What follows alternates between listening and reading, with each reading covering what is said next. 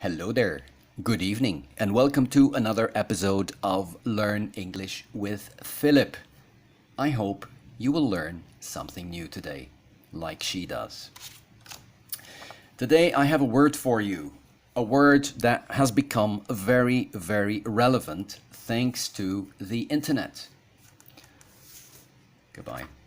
The word is clickbait. What does clickbait mean?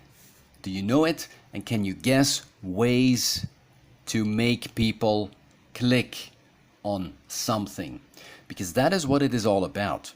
Clicking is something you do with your mouse or with your finger if you use a phone or a tablet. Bait, if you like fishing, you might know that bait is something you use to catch a fish, like a worm or another small piece of fish or even a small fish. So we're going to try to lure people into clicking on a link, on a story, a hyperlink on the internet. How can we do this? By using clickbait. What is clickbait? It is basically using a lie or something that looks good, kind of false advertising, to make people click on a story. And when they do this, they'll find out that their expectations were probably too high, that the story is not really what they expected. Examples of this, you may have seen the thumbnail of this video. Yes, you can see in this thumbnail a lady in a bikini. Well, that is clearly clickbait, because in this video there are absolutely no naked ladies or ladies in swimsuits. So, if someone clicks on this video because they saw a woman in a bikini, well, gotcha, that was clickbait. I'm really sorry, I didn't mean to. I just made this thumbnail to show you what clickbait could be like. Now, the thumbnail I used is terrible because there's absolutely no link whatsoever to the thumbnail, between the thumbnail and my video. But there are other ways to make people click on stories. So, first of all, scarcely dressed ladies, especially YouTube videos, do this a lot. So you click on there hoping to find a collection of beauties wearing very little, but then you're often very disappointed. Other ways to do this is by giving news stories clickbaity titles. Yeah, clickbaity, I just made this adjective, but it's perfectly fine. Clickbaity titles, for example, this is the one thing you should never do on an airplane.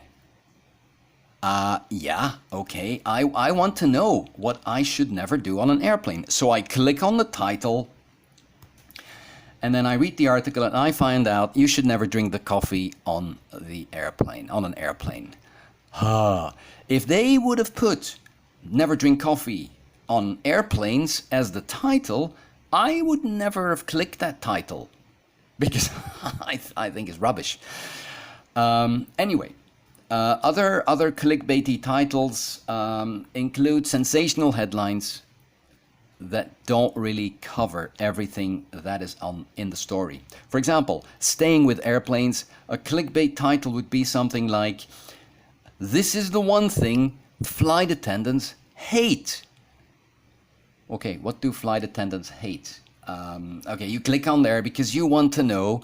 You think you'll read something interesting, but then when you read the article, you read that flight attendants hate passengers who keep pushing that button to ring them, to make them come for basically nothing or for nonsense.